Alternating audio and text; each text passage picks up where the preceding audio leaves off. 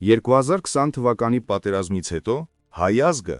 մեկը չի կարողանում հասկանալ, թե ոնց եղավ, որ մենք հասանք այսօրին։ Հիմա ասենք։ Դե իհարկե, աղետի սկիզբը դրվեց 2018 թվականին, Նիկոլին բերելով իշխանության,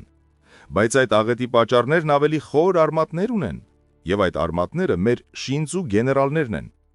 որոնց մենք պարտադիր անդրադառնալու ենք, որոնք գեներալի ուսադիր կրելու չափանիշներից այնքան հեռու են եղել, որքան Նիկոլը վարչապետի աթոռից։ Այս հարցով, ինչպես ասում են, երկու կողմն էլ իրավացի են։ Բայց ինչի համար է հայ ազգը զարմացած, որ մենք կորցրել ենք Արցախը, հիմա էլ Հայաստանը կորցնելու ճանապարհին ենք։ Ինչ է ձեր աչքի առաջ 30 տարի եւ նաեւ այս իշխանության օրոք չէիք տեսել, թե ինչով են զբաղված մեր չակերտավոր փառապանծ գեներալները։ Այսօրվա մեր հերթական հերոսը գեներալ Օգանովսկին է։ Եվ այսպես, չմոռանալով Օգանովսկու ավանդը առաջին Արցախյան պատերազմում, պետք է հարց տանք գեներալ Օգանովսկուն։ Այս 30 տարիների ընթացքում, լինելով հաղթանակած բանակի հաղթանակած գեներալ, մնացիր քո կոչմանը հավատարիմ,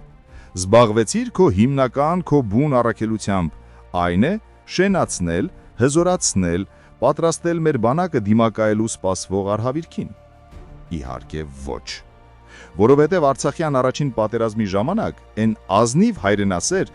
այդ թվում նաև դուք, գեներալներդ, տեսել էիք շատ փող, շքեղություն, վայելքներ, վիլլաներ տարբեր երկրներում։ Դրա համար ձեր աչքին ամեն ինչ փոխվել էր։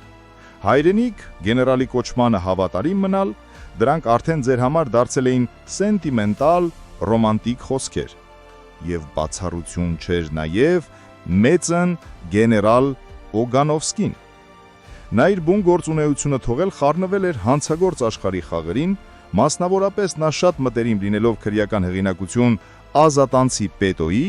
եւ օրենքով գող ԶԱՊ-ի հետ, ունենալով նրանց հետ համատեղ բիզնեսներ, ունենալով համատեղ շահ, Սերժ Ազատիչի մոտ զբաղված է եղել վերջիններիս կռիշավատ անելով։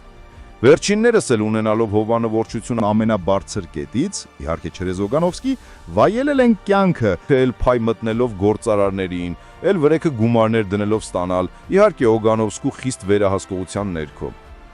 Այսքանը համառոտ ձեր հերոսություններից։ Երևի հասկացաք, որ ավելին գիտենք։ Հիմա հարց. Օգանովսկի, դու գեներալ ես թե գողական։ Շարունակելի։